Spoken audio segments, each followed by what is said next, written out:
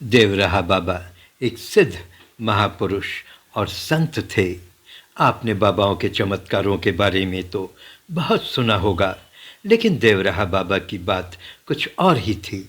लोग उनको केवल उनके चमत्कारों या भक्ति के लिए ही नहीं जानते थे, बल्कि लंबी आयु के लिए भी उन्हें जाना जाता था।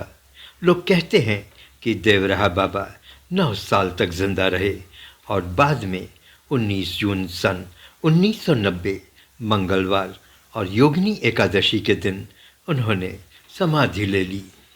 उन्होंने अपना शरीर त्याग दिया था। बाबा एक सिद्ध पुरुष थे, लेकिन उन्होंने अपने चमत्कारिक शक्तियों या तप ज्ञान का कभी दावा नहीं किया। जानने वाले उनकी दैवी शक्तियों को समझते और बराबर बखान करते थे। देवराहा बाबा का जीवन रहस्यों से भरा हुआ है। वो 11 फीट ऊंचे मचान पर रहते थे। उनको कुछ भी खाते हुए कभी भी किसी ने नहीं देखा। लोगों का कहना है कि वो पूरी जिंदगी गंगा जल पी करके ही जीवित रहे।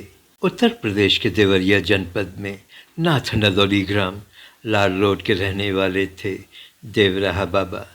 देवरिया जिले के होने के कारण ही शायद उनका नाम देवराहा बाबा पड़ा। देवराहा का जन्म अज्ञात है, लेकिन लोगों का कहना है कि वो पृथ्वी पर 900 साल तक जिंदा रहे। मंगलवार संवत 2047 की योगिनी एकादशी यानी जून 1990 के दिन उन्होंने अपने प्राण त्याग दिए थे। देवराहा बाबा के चमत्कारी शक्ति के बारे में तरह तरह की बातें की जाती हैं। लोगों का कहना है कि देवराहा बाबा बिना पूछे हर किसी की बात को जान लेते थे। आप कह सकते हैं कि यह उनके साधना की शक्ति की वजह से था। उनके पास ज्ञान का खजाना था। उनके चमत्कारों की अनेकों कहानियां हैं। इसी वजह से उनके दर्शन के लिए दुनिया भर से अनेक दिग्गज उनके पास आते रहते थे। देवराहा बाबा जन सेवा तथा गौ सेवा को सर्वोपरि धर्म मानते थे तथा अपने सभी भक्तों को जनता की सेवा, गौ माता की रक्षा करने तथा भगवान की भक्ति की प्रेरणा देते थे।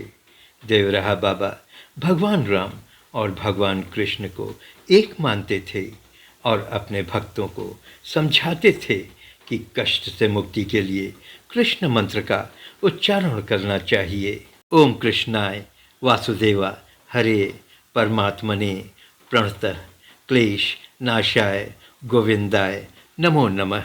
बाबा कहते थे, जीवन को पवित्र बनाए बिना ईमानदारी, सात्विकता, सरसता के बिना भगवान की कृपा प्राप्त नहीं की जा सकती। इसलिए अपने जीवन को शुद्ध और पवित्र करने का संकल्प लेना चाहिए। देवराहा बाबा कहते थे, इस भारत भूमि की दिव्यता का यह प्रमाण है कि इसमें भगवान श्री राम और भगवान श्री कृष्ण ने अवतार लिया। यह देव भूमि है। इसकी सेवा, रक्षा तथा संवर्धन करना प्रत्येक भारतवासी का कर्तव्य है। देवराहा बाबा योग विद्या के ज्ञाता थे। अपने जिज्ञासुओं को हठ योग की 10 मुद्राओं का प्रशिक्षण दिया करते थे। कहा जाता है कि जब वो ध्यान योग, नाद योग, प्राणायाम, त्राटक, समाधि आदि की साधना पद्धतियों का जब विवेचना करते थे तो बड़े बड़े धर्माचार्य उनके योग संबंधी ज्ञान के समक्ष नतमस्तक हो जाते थे। बाबा श्रद्धालुओं को योग और साधना के साथ साथ ज्ञान की बातें भी बताते थे। बाबा का जीवन एकदम सादा और सन्यासी जैसा था।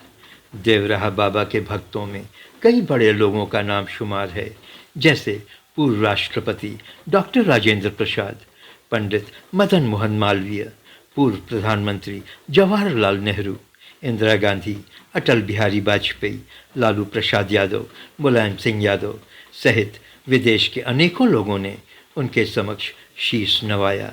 सन 1911 में जॉर्ज पंचम भी देवराहा बाबा का आशीर्वाद लेने उनके आश्रम पहुँचे थे।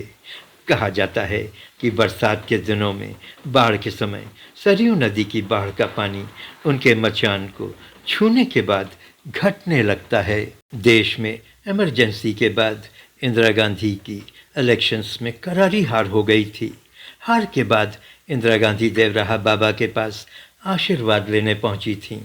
देवराहा बाबा आमतौर पर अपने पैर के अंगूठे से ही अपने भक्तों को आशीर्वाद देते थे, लेकिन इंदिरा गांधी को उन्होंने अपने हाथ के पंजे से आशीर्वाद दिया था। तभी से कांग्रेस का चुनाव चिन्ह हाथ का पंजा बन गया और फलस्वरूप 1980 में एक बार फिर इंदिरा गांधी प्रचंड बहुमत के साथ देश की प्रधानमंत्री बनी।